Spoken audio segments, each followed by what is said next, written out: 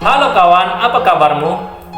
Tanggal 27 November 2024 ini kita akan memilih calon kepala daerah secara serentak di seluruh Indonesia untuk memimpin daerah kita masing-masing periode 2024 sampai periode 2029. Ada yang memilih gubernur, ada yang memilih wali kota, ada yang memilih bupati. Apakah kau sudah punya pilihan, kawan? Ingat, jangan golput, karena suaramu itu sangat mempengaruhi siapa pemimpin yang akan membawa perubahan buat daerahmu untuk 5 tahun yang akan datang. Kawan, pilihlah dengan hati nurani. Pilihlah calon kepala daerah yang benar-benar punya visi untuk membangun daerahmu. Jangan mau kau itu diarahkan untuk memilih salah satu calon kepala daerah dengan iming-iming uang ataupun janji-janji manis yang bisa saja membuat kau memberikan pilihan yang salah. Karena setiap kepala daerah, calon kepala daerah yang mengikuti kontestasi pilkada ini, mereka semua itu adalah putra-putri terbaik bangsa. Mereka adalah orang-orang yang memang layak untuk menjadi pemimpin di sebuah daerah. Tapi kawan, dari semua putra-putri terbaik bangsa ini, pasti ada yang lebih baik. Jadi pilihlah calon kepala daerah yang lebih baik daripada yang lain, tanpa kau harus menjelek-jelekkan calon kepala daerah yang tidak kau sukai. Karena ketika kau melakukan hal itu, maka kau akan memperkeruh suasana. Engkau akan membuat suasana menjadi lebih tidak kondusif untuk pesta demokrasi pilkada serentak di seluruh Indonesia ini. Untuk melihat siapa pemimpin calon kepala daerah yang berkompeten, calon kepala daerah yang memang layak untuk memimpin daerahmu, itu sangat mudah, kawan. Di zaman era teknologi yang sangat canggih ini, informasi-informasi apapun bisa kita dapatkan. Kau bisa melihat rekam jejak dari setiap kepala daerah, apa yang sudah mereka lakukan sebelum ikut pilkada ini, apa saja langkah-langkah mereka dalam berpolitik, apa saja yang sudah mereka perbuat untuk kemajuan bangsa ini. Semua terekam jelas, kawan. Jejak digital itu tidak bisa kita bohongi. Ingat, kawan, setiap orang itu memiliki kelebihan dan kekurangannya masing-masing. Tidak terkecuali dengan para calon kepala daerah ini. Mereka memiliki kekurangan dan kelebihan mereka masing-masing. Jadi tidak perlu kita memuji-muji satu orang dan menjelek-jelekkan calon yang lain. Karena bagaimanapun mereka itu manusia biasa sama seperti kita. Tidak perlu kita terlalu fanatik, tidak perlu kita terlalu berlebihan memuja-muja seorang calon kepala daerah sampai kita kehilangan akal sehat dan menghina, mengejek calon yang lain. Kawan, dari semua yang kita bisa saksikan, itu kita bisa buat penilaian bagaimana cara kerja mereka selama ini. Sebagai contoh, kawan, di daerah saya Sumatera Utara ini ada pilkada gubernur, yaitu untuk memilih calon gubernur Sumatera Utara. Ada 2 calon, yaitu Bapak Edi Rahmayadi dan Bapak Bobi Nasution. Nah, jadi orang yang bijak itu akan melihat rekam jejak dari kedua calon ini. Bagaimana rekam jejak Bapak Edi Rahmayadi yang notabene adalah petahana yang ikut kembali menjadi kontestan pilkada 2024 ini. Kita bisa lihat rekam jejaknya, bagaimana beliau memimpin Sumatera Utara selama 5 tahun belakangan ini, dari tahun 2019 sampai 2024 yang akan berakhir sebentar lagi masa jabatannya. Apa-apa saja yang sudah Bapak Edi Rahmayadi lakukan untuk kemajuan Sumatera Utara. Ingat, Sumatera Utara itu bukan cuma Medan. Sumatera Utara itu terdiri dari berbagai kabupaten kota. Ada Kabupaten Tapanuli Selatan, Kabupaten Tapanuli Tengah, Kota Madya Sibolga, Kota Madya Sidempuan, Kota Madya Siantar, Kabupaten Simalungun, Kabupaten Karo, Kabupaten Dairi, Kabupaten Pakpak Barat, Kabupaten Pakpak, Kabupaten Toba Samosir, Kabupaten Samosir, Kabupaten Tapanuli Utara, Kabupaten Humbang Sudutan, Kabupaten Deli Serdang, Kota Madya Tebing Tinggi, dan masih banyak lagi kabupaten kota di Provinsi Sumatera Utara ini, termasuk juga Kepulauan Nias. Di sana ada beberapa kabupaten kota. Nah, jadi dengan rekam jejak Bapak Edi Rahmayadi di sosial media maupun di internet, kita bisa memastikan apakah Bapak Edi Rahmayadi ini layak untuk memimpin Sumatera Utara 5 tahun yang akan datang. Apa saja kemajuan-kemajuan yang beliau sudah buat di dalam memajukan daerah Sumatera Utara ini. Itulah orang-orang bijak harus bisa melihat rekam jejak. Kemudian bagaimana juga Bapak Bobi Nasution yang juga notabene baru beberapa tahun ini menjadi wali kota Medan. Apa saja langkah-langkah politiknya yang membuat pembangunan kota Medan itu lebih bersinergi lagi, lebih hebat lagi. Kita bisa lihat rekam jejaknya. Tidak usah kita melihat kekurangannya. Dengan kita melihat kelebihan-kelebihan dari kedua calon ini, kita bisa menentukan pilihan kita manakah calon kepala daerah yang akan kita pilih di Pilkada 2024 tanggal 27 November nanti. Itu kawan. Jadi hindarilah cara-cara berpolitik yang masih kekanak-kanakan.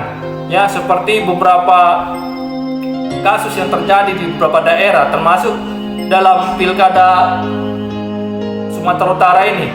Pada siap debat Gubernur Sumatera Utara pada beberapa waktu yang lalu, pendukung Edi Rahmayadi melakukan lemparan batu ke mobil Bobi Nasution. Apakah ini menunjukkan bahwa warga Sumatera Utara adalah warga yang sudah dewasa dalam berpolitik? Apakah ini menunjukkan bahwa warga Sumatera Utara adalah warga yang memang bermental dewasa untuk menentukan sikap politiknya? Tentu saja tidak. Bagaimana mungkin ketika junjungannya, ketika pujaannya, ketika orang yang akan dipilihnya itu kalah debat, mereka membalaskannya dengan melempar batu ke mobil saingan dari calon gubernur Sumatera Utara ini. Bukankah itu tindakan-tindakan orang-orang yang bermental lemah? Bukankah itu tindakan orang-orang yang tidak layak disebut sebagai dewasa dalam berpolitik? Jadi kawan, dari hal-hal ini kita bisa menentukan siapakah calon yang terbaik untuk memimpin daerah kita. Demikian juga ketika debat kemarin antara Masinton Pasaribu dengan lawan politiknya, di sana juga terjadi kericuhan di mana pihak dari Masinton Pasaribu itu membawa senjata api. Bukankah itu juga tanda-tanda bahwa mereka itu menggunakan kekuatan ototnya daripada kekuatan otaknya? Bukankah ketika mereka terpilih, mereka akan melakukan hal-hal barbar, hal-hal seperti hukum rimba di dalam memimpin daerahnya? Itu bukanlah hal-hal yang bisa memajukan daerahnya. Itu justru akan menghancurkan pembangunan di daerahnya untuk 5 tahun yang akan datang. Kawan, siapapun kepala daerah yang terpilih nantinya, itu tidaklah berhubungan langsung dengan kesejahteraanmu. Ya, siapapun kepala daerah yang terpilih, kau tetap harus mencari makanmu sendiri. Siapapun kepala daerah yang terpilih, kau tetap harus melangsungkan hidupmu sendiri. Mereka tidak akan pernah peduli padamu. Jadi jangan gara-gara pilkada ini hubunganmu dengan tetanggamu, hubunganmu dengan saudara-saudaramu, hubunganmu dengan keluargamu itu hancur hanya karena beda pilihan politik. Beda pilihan itu bisa, itulah demokrasi. Tetapi yang tidak boleh adalah ketika kita berbeda, kita menjadi bermusuhan. Itu yang sangat-sangat tidak dianjurkan dalam pilkada maupun pemilihan-pemilihan yang kita lewati dalam demokrasi yang kita alami saat ini. Ya, karena ketika kamu sakit kawan, maka yang mengurusmu nanti keluargamu. Tidak mungkin gubernur yang kau puja-puja itu atau bupati wali kota yang kau puja-puja itu datang mengunjungimu, datang merawatmu, datang memperhatikanmu. Ketika kau kelaparan, justru teman-temanmu, kawan-kawanmu, saudara-saudaramu yang akan membantumu untuk setidaknya melepaskan rasa laparmu. Bukan gubernur atau wali kota atau bupati yang terpilih itu. Jadi marilah kita berpikir waras kawan. Marilah kita sadari semua itu. Pesta demokrasi itu hanyalah pesta untuk satu hari saja. Tetapi untuk kelangsungan hidup, kita itu harus berjuang sendiri. Kita itu harus melakukannya sendiri bersama orang-orang di sekitar kita. Jadi jangan gara-gara perbedaan pilihan kau menghancurkan hubunganmu dengan orang-orang di sekitarmu. Karena bagaimanapun kau tidak bisa hidup sendiri kawan. Karena bagaimanapun kau masih membutuhkan orang-orang di sekitarmu. Jadi cerdaslah dalam berpolitik, cerdaslah dalam melakukan pilihan. Jangan mau ditunggangi oleh elit-elit politik busuk yang memanfaatkan kebodohanmu untuk meraih kekuasaan. Ya, kalau ada elit-elit politik yang menggunakan cara-cara kotor seperti iming-iming memberikan sejumlah uang, iming-iming memberikan janji-janji untuk jabatan atau posisi-posisi strategis bagimu, ingatlah, itu elit politik yang busuk, yang tidak memikirkan kemajuan daerahmu. Dia hanya memikirkan perutnya sendiri, perut golongannya, dan kepentingannya sendiri.